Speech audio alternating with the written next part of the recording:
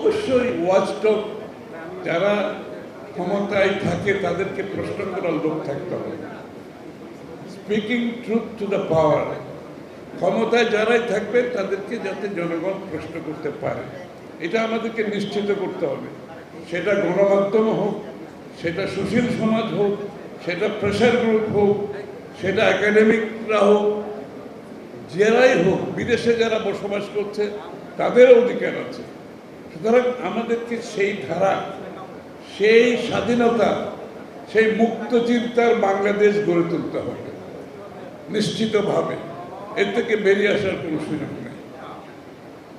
এই আন্দোলনে আমরা কেউ কৃতিত্ব নেওয়ার কোনো প্রয়োজন নেই। আমি বারবার একটা কথা বলে আসছি যে এই আন্দোলনে সকলের, সমস্ত বাংলাদেশের মানুষের ঐক্যবদ্ধ প্রচেষ্টার ফলাফল।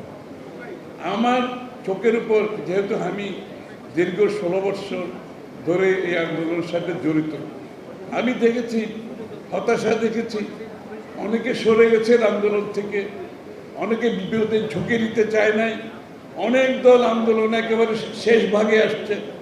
এর আগে তারা ঝুঁকি নিতে, যখন দেখছে একটা সম্ভাবনা বোধহয় আসছে হাসিনা যেতে পারে, তখনও অনেকে আসছে।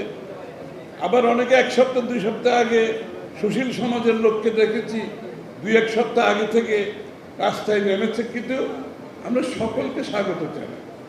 এমনকি যে একদিন আগেও রাস্তায় নেমেছে তাকেও স্বাগত জানাই, তারও তো একটা অবদান আছে। তো সুতরাং এই মন মানসিকতা আমাদের থাকতে হবে যে একটা ইনক্লুসিভ, অন্তর্ভুক্তিমূলক দেশ আমাদেরকে করতে হবে। তাই বলে আবার সব দলের একই চিন্তা, একই ভাবনা, একই দর্শন থাকবে, যেটা অনেকে বলা বলি করছে, এটার কোনো প্রয়োজন নেই। এটা গণতন্ত্র। গণতন্ত্রের অর্থ হলো প্রত্যেকটি দলের নিজস্ব দর্শন আছে, ভাবনা আছে, চিন্তা আছে, তাদের ভবিষ্যৎ কর্মপন্থা আছে।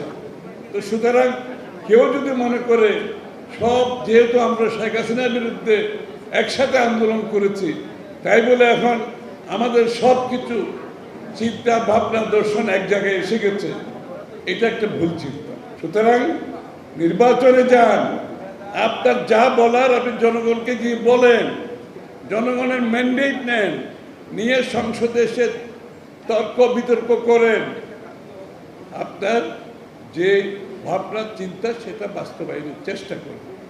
কিন্তু সেটা না করে কিছু লোক মনে করছে এখন নির্বাচনের আগে তাদের দাবি দেওয়া না মানলে নির্বাচনের বিষয়টা তাদের কাছে গ্রহণযোগ্য নয়। অর্থাৎ তাদের আচরণ হচ্ছে অগণতান্ত্রিক। ওই যে বলছি শেখ হাসিনা রেখে গেছেন মানসিকতা, এই যে মব জাস্টিস, জোর করে এটা দিতে হবে, সেটা দিতে হবে, এগুলো হবে না।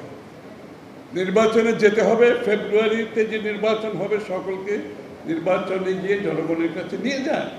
আপনার যত যাবে সব নিয়ে যান। আপনি ম্যান্ডেট নিয়ে আসতে হবে তো মালিকের কাছ থেকে। আপনি তো মালিক না, আপনি মালিকের মতো কথা বলছেন কেন?